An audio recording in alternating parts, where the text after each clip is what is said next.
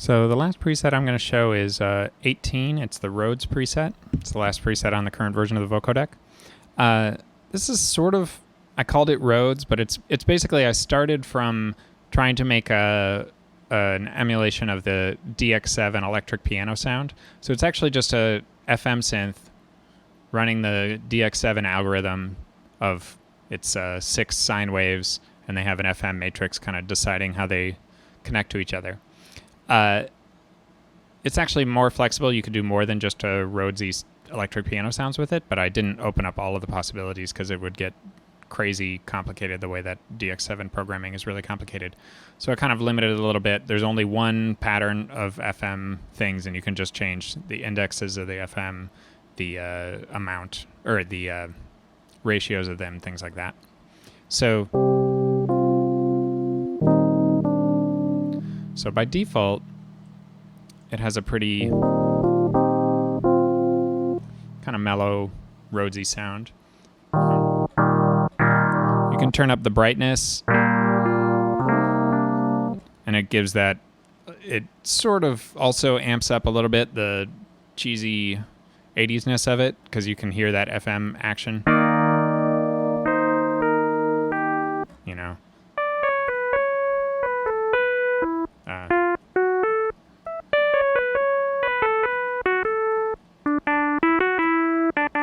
That kind of sound. Yeah,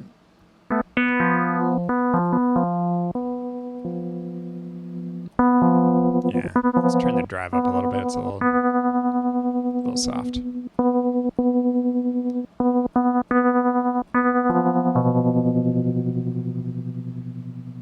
So your basic controls, in addition to brightness,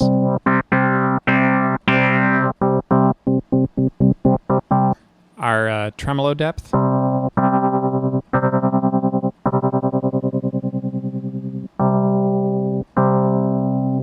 and tremolo rate. So I'll turn that up all the way, the depth up all the way so we can really hear it.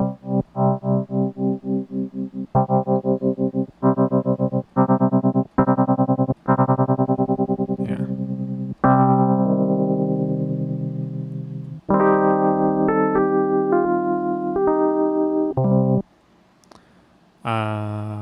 Over here we have the drive. Puts it through a little bit of a saturation too, to kind of, I was trying to get the sort of built-in Fender Rhodes suitcase vibe. And here's pan spread, so if this is on 0, it's monophonic. If you turn it up, then the keys are panned a little bit left to right. Sort of as though you're in front of the piano. On the second page, you have ADSR parameters.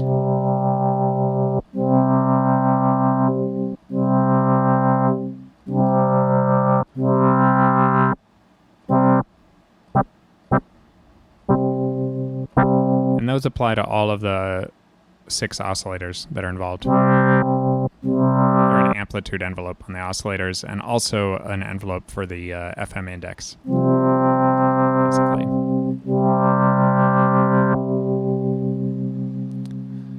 And then over here, yeah, there's your usual leak. Over here, we have index 1, index 2, index 3, index 4. It doesn't seem to do anything, right? And then over here, we have ratio 1, 2, 3, 4. Hey, those don't do anything either. Oh, Jeff messed up. Yeah, he's not that bright anyway. But actually what that is all of these other pages only apply if you have, let's see, which mode is it? Yeah, if you have the custom patch on. So in this patch, button A turns mono and polyphonic, just like the other kind of synth patches. Like here. Versus.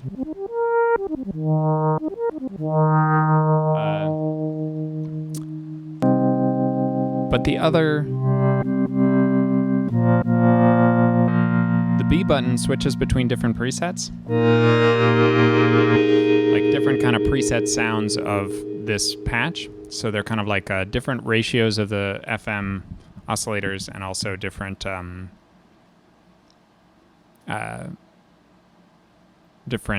indexes for each oscillator that's kind of FMing the other ones.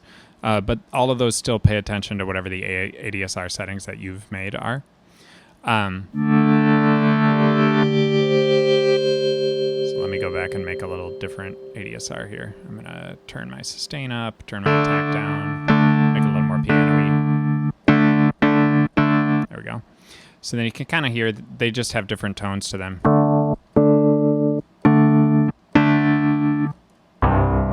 And they also respond sort of differently in a way to this brightness control versus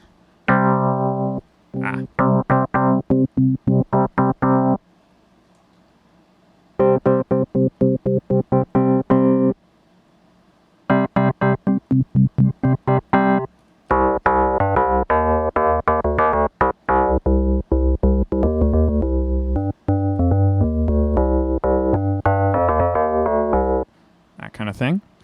But then notice, hey, what's the one I keep skipping as I go through these? Custom. Ooh, that sounds terrible.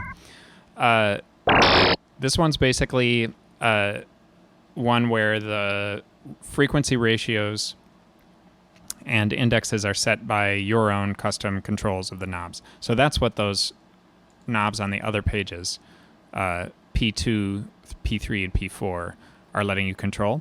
So basically, first knob is the index of oscillator 1. And in the manual, I have a little drawing of what the algorithm is.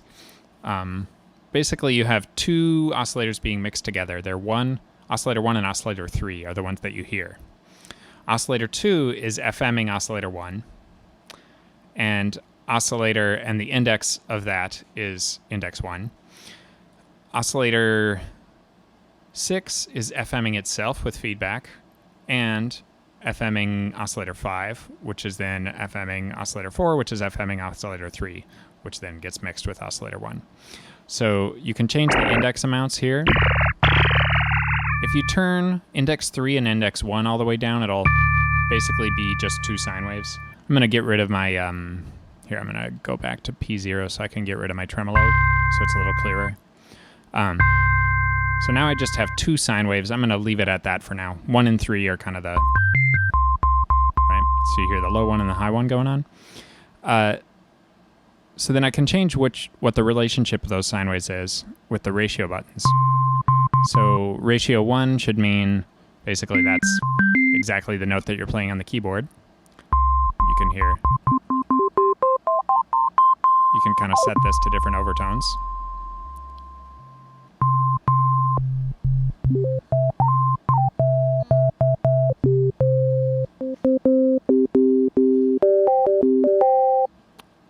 And then right now we're not hearing ratio 2, 3, 5 because they're kind of connected to oscillators that we don't really hear unless they're FMing the other oscillators. So let's go back to P2 where we can adjust their indexes. So if I increase index 1, that's now increasing the amount that oscillator 2 is allowed to frequency modulate the first oscillator, oscillator 1.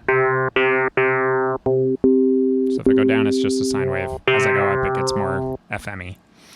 So then I can go back over here. And now if I change ratio 2, you can see, you can hear how it actually affects the sound.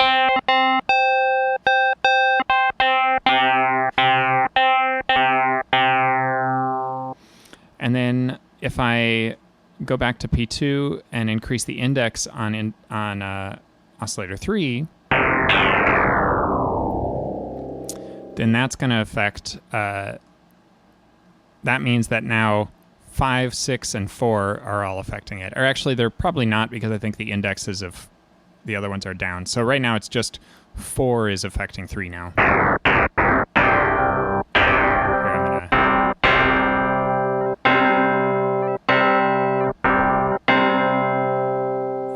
Get that. Yeah, that's not bad. Then I can increase the index of 4, and then we start to hear, oops. Ah, dang. Yeah, so it remembers when you go to the other presets what your little custom setting is, which is nice. So let's go back. Now we're getting a little bit of ratio 5 in there too. Let's make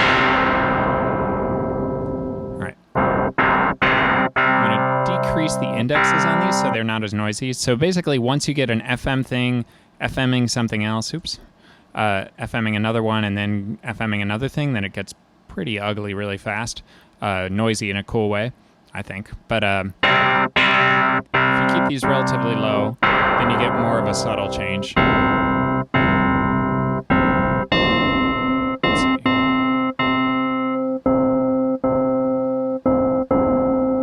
I think 5 is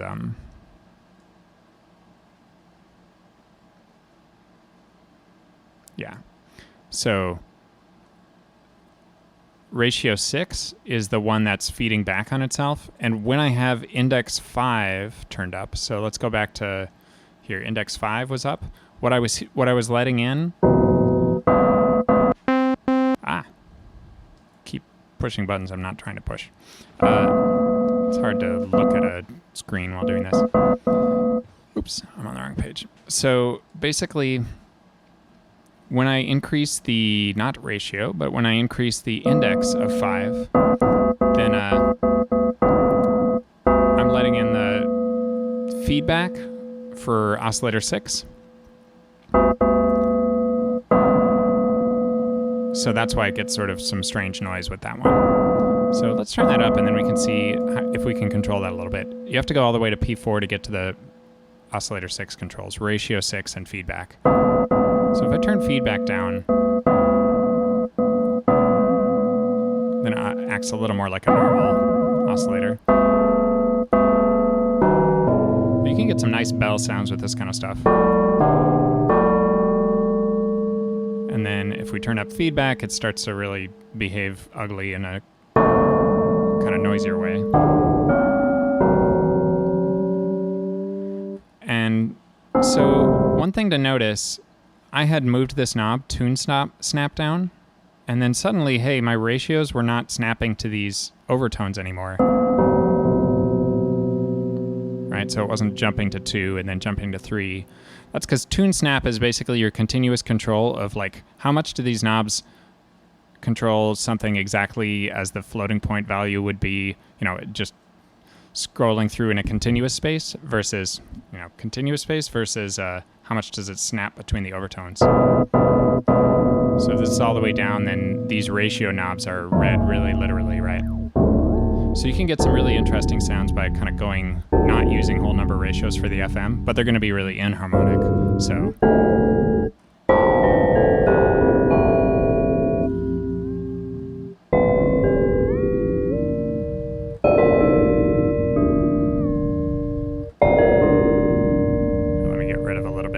Feedback. That's kind of interesting.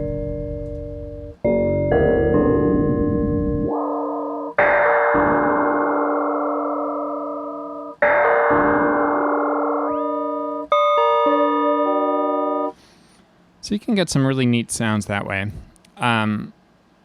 With that tune snap, letting that go a little bit.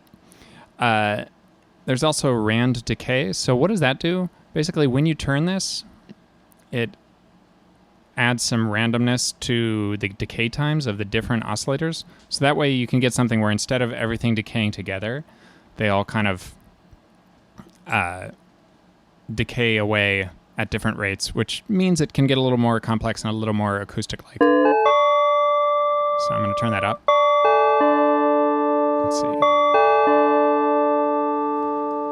And I think in order to really hear it, we'd have to turn, say, sustain down, so it's more like a plucked thing. Yeah, so then, yeah, so you can hear actually like some oscillators are sort of allowed to die.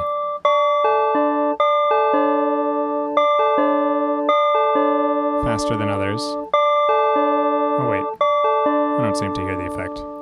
Oh. Yeah, because they all shared the same sustain, is that why? Nope, it's not doing what I expect. Not exactly sure why. Perhaps it's a bug in the code. I don't know. But anyway, yeah, that's basically all of the controls. And then you can always get back to that sound you've created from the presets by going back to the custom sound.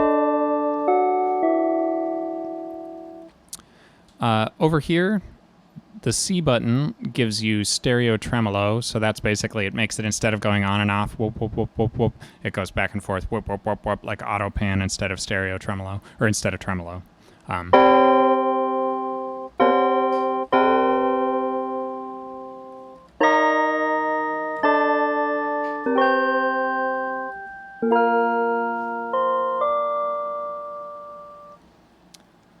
So that's about all I wanted to say about this one.